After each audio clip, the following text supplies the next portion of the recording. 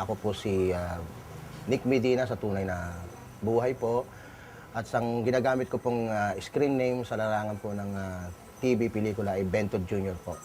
Hinango ko po sa pangalan ng aking amang nasira na si Bentot Sr. Unang nakilala si Bentot Jr. sa isang TV sitcom noon. Tinawag na Bonjing dahil sa karakter niyang isip at kilos bata. Boses bata talaga. Pinaliliit ko yung boses ko. Kung paano pinaliliit ng father ko yung boses ko, the same. Halimbawa, ganito, magtatalita ako sa iyo, ganyan. Bata, ang kautap mo, hindi na yung matanda. From before, nung pumasok ako sa entertainment, dancer ako talaga. Giging sayaw. Sumasayaw na ako sa TV, sa mga stage, everything, sa mga corporate show. Tapos, nung bumiyahe ko ng abroad, from Japan, dancer, cultural dancer, tapos nag-Hong Kong ako, band member. Tapos, nung bumalik ako, nag-DI ako. After dance instructor, pumasok ako sa Regal. Sabi ko, dito ko nasisimulan yung sundan yung yapak ng aking ama. Nakita ni Tito Dolphy na kaya ko palang gayahin ng father ko. Actually, na-shock nga siya. Nung makita nga niya ako, sabi niya, para daw nabuhay nga raw yung father ko. Nung tinignan niya yung picture ko, sabi niya, si Bentot to. Hindi, si Bentot Jr. na yan, si ano na yan, naanak mo na, sabi niya. Ako kaagad yung sinasabi na, yan yung original na Bonjing, yan yung may dalang malaking dede, yan yung naka-diaper, yan yung may babero, yan yung boses bata, kahit na may edad na, boses bata pa rin. Yung kaagad na, nare-recall, yung mga matatanda, nare-recall ang father ko.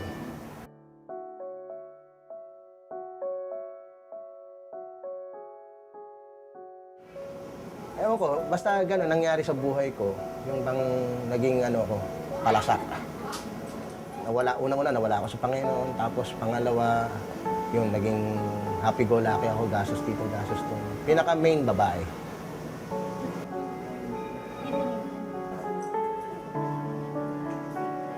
Nung mawala na yung Home Along the Riles, naisip ko nun, sabi ko, patay.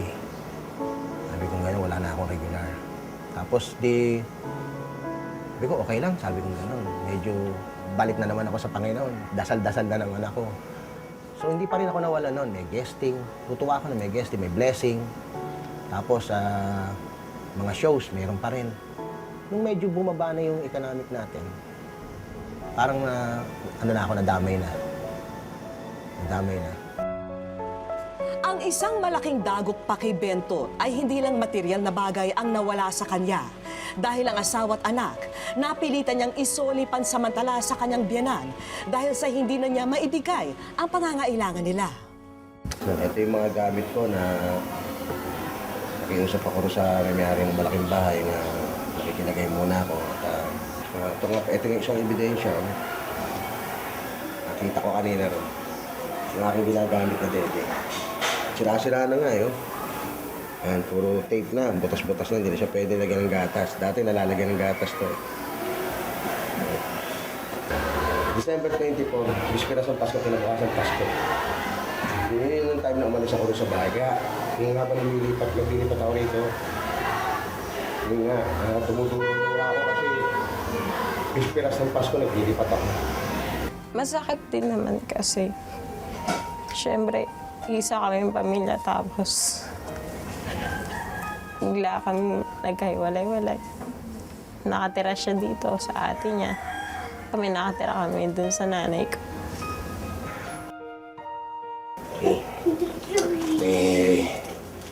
May blessing tayo ngayon ng Panginoon kaya inaayos ko itong mga dadali ko at gagamitin ko sa show namin sa Bulacan sa may barangay Kutkot.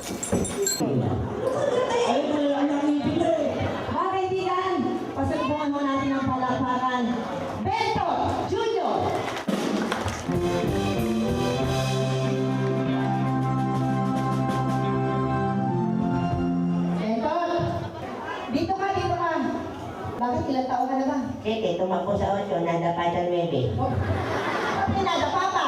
Mabuti nga, nadapa o nandito ako, di 8 lang. Ano ko, Benito? Tignan mo yung mukha mo, butas-butas. Ay, hindi butan yan. Eh, ano yan? Dimple, kumalat.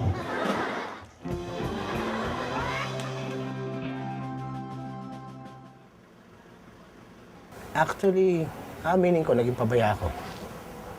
Pabaya ako sa...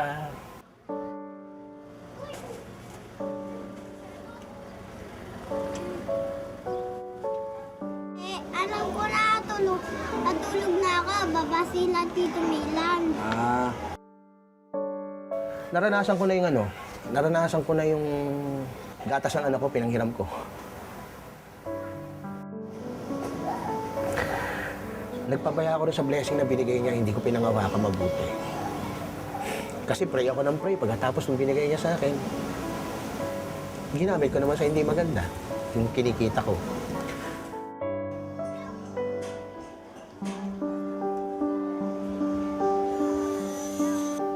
Plus okay, magkasama kami, may bahay kami. Sa ngayon, blessing nga ng Panginoon, sabi ko, maybe next month makakuha na ako ng bahay. Mang pan-deposit, advance ulit. And then siguro naman, pangahawakan ko na yung blessing na bibigay niya sa akin. Plano ko sana, kasi actually, bago ko talaga nag-fall down, nung fall down na talagang gustong fall down, nagpaplano na ako ng parang burger stand. Which is, sabi ko, kasi parang nireveal sa akin ng Diyos na tayo ka ng ganitong business, hanggat okay pa yung pangalan mo, kilala pa.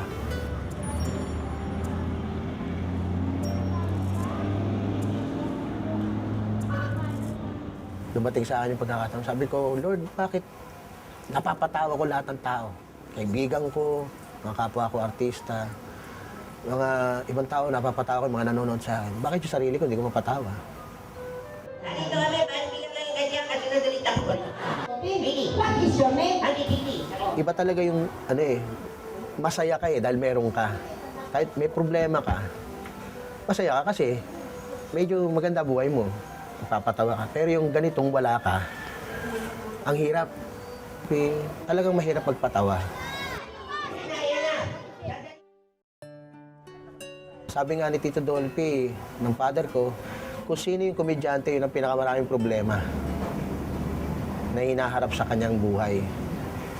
Ang advice ko lang, siguro kung ano man yung kinikita nyo, maliit man malaki, tabi nyo.